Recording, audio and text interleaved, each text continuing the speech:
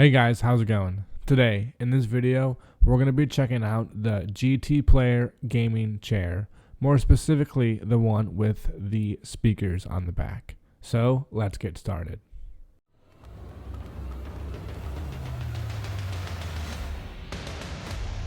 Alright, so let's check out this chair. So the first thing I usually like to do when reviewing a product is check out the landing page that I bought it from.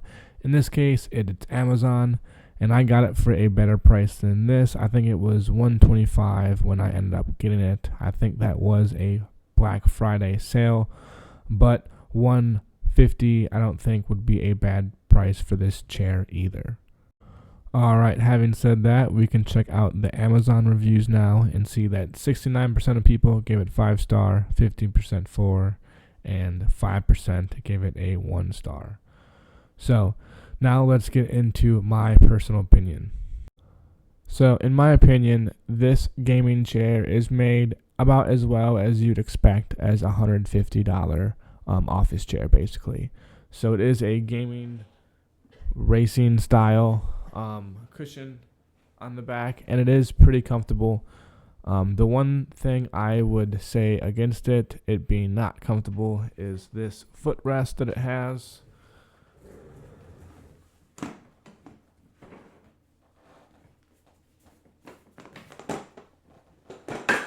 Is not comfortable,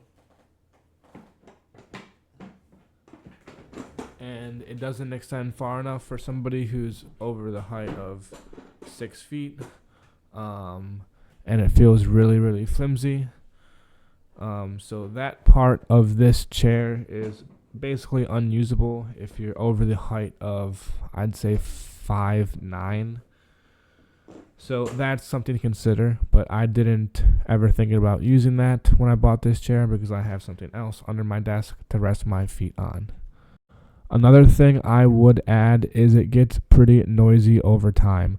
I've had this for about a year and a half now, and over time the screws have loosened up a little bit and it's beginning to get a little squeaky.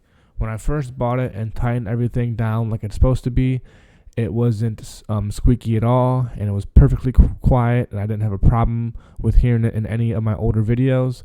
But now, as I've been using it and sitting on it for about a year now, some of the screws have loosened and it has begun to get a little bit squeaky.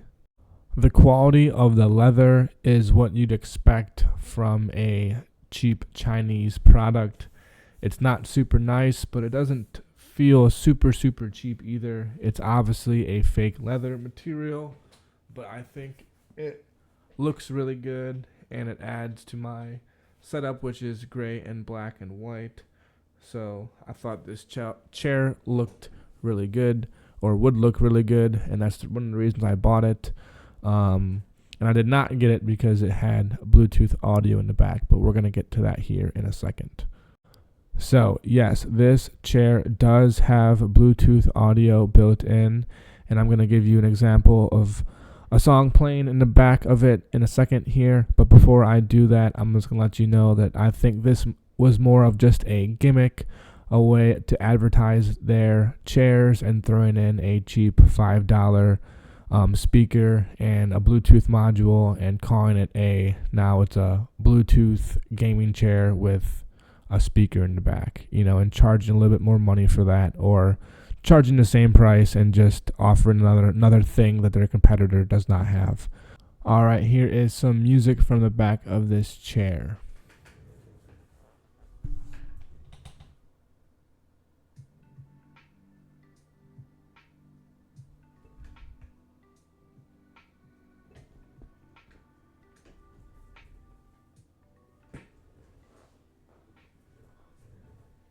So that's what they sound like. They were pretty close to the microphone there, and it still didn't sound that loud on playback.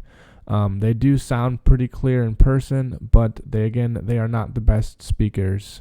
So why would you just throw them into the back of a chair? I don't know.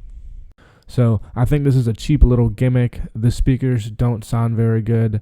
The only thing I could see it being useful for is for a racing chair like that when you have speakers in front of you and then you also have speakers behind you and kind of give you that full immersion feeling.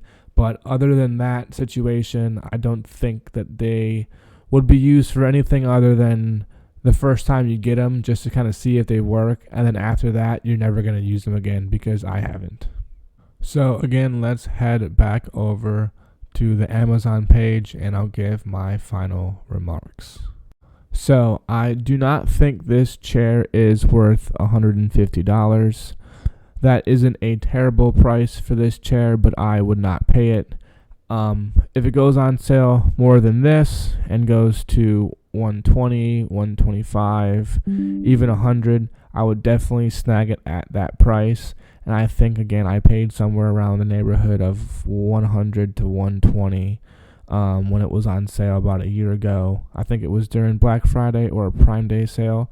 So I got lucky with the price. But again, I didn't buy this this chair for the speaker in the back. I bought it because of the style and the look and the color, and there wasn't any other chairs on the market at the time that had this kind of look to it, and that was something that I really wanted. It looked different than other chairs in the market, which is the reason why I went with this one. So if you're getting this chair so that yours is different than all the other ones in the market, a little bit nicer looking, they have some cool colorways too, then I would recommend this chair, but I would not recommend getting it for $150. Try and get it when it goes on sale.